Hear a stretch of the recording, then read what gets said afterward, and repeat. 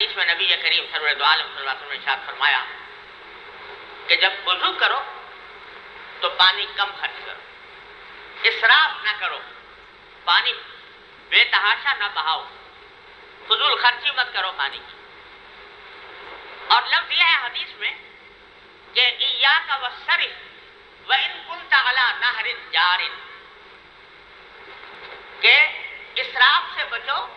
چاہے تم کسی بہتے ہوئے دریا کے کنارے ہی کیوں نہ کھڑے ہو، بہتا ہوا دریا ہے وہاں پر بھی وضو کرنے میں اسراف سے بچو، فضول خرچی سے بچو۔ یہ اس لیے فرما دیا کہ کسی احمق کے دل میں یہ خیال پیدا ہو سکتا تھا کہ حضور اقدس صلی اللہ علیہ وسلم جو پانی کم خرچ کرنے کا حکم دے رہے ہیں وضو کے اندر کہ اور اسراف سے بچنے کا حکم دے رہے ہیں،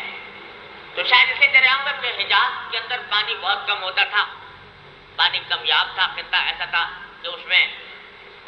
اتنی پانی کی فراوانی نہیں تھی، کنویں نہیں تھے، دریا نہیں تھے، کنویں بہت کم تھے، دریا تو تھے ہی نہیں،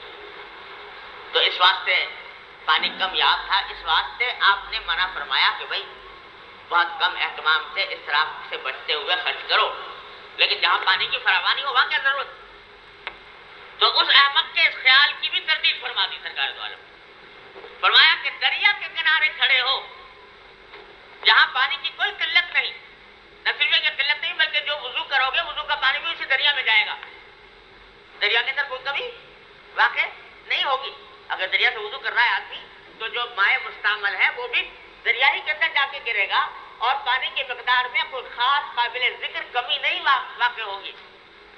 اس کے باوجود فرماتے ہیں کہ اسراف نہ کرو۔ کیوں اسراف اس لیے نہ کرو کہ پہلی بات تو یہ کہ یہ پانی کا ایک قطرہ اللہ جل جلالہ کی نعمت عظمیٰ ہے، کیونکہ اللہ تعالیٰ نے مفت دے رکھی ہے اور بے حساب دے رکھی ہے،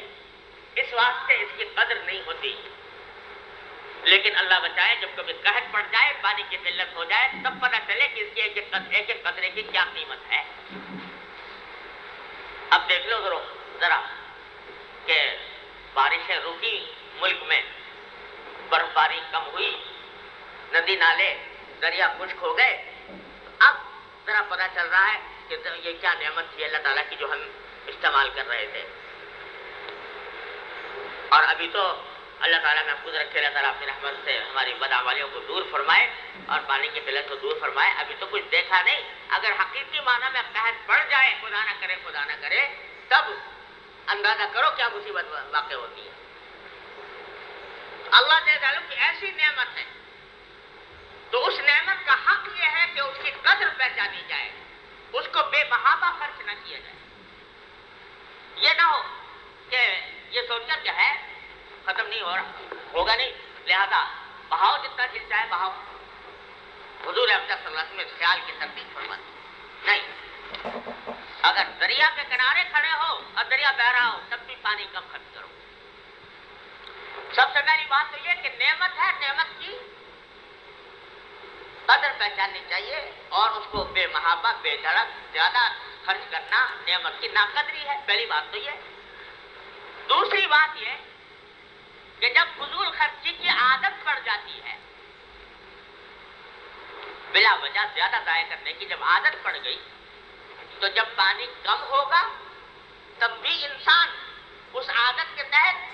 بے محابہ خرچ کرے گا اور دوسرے لوگوں کے لیے مشکلات پیدا کرے گا، عادت جب خراب پڑ گئی۔ تو یہ تلقین فرما رہے ہیں نبی کریم سرور عالم صلی اللہ علیہ وسلم ایک پورا مزاج بنانے کے لیے، یہ محض ایک جزوی تعلیم نہیں بلکہ ایک مزاج بنانا ہے کہ اللہ جل جلالہ کی نعمت کو کی قدر پہچان کر اس کو کام میں لاؤ، پھینکنے سے بچو، خراب کرنے سے بچو، ضائع کرنے سے بچو۔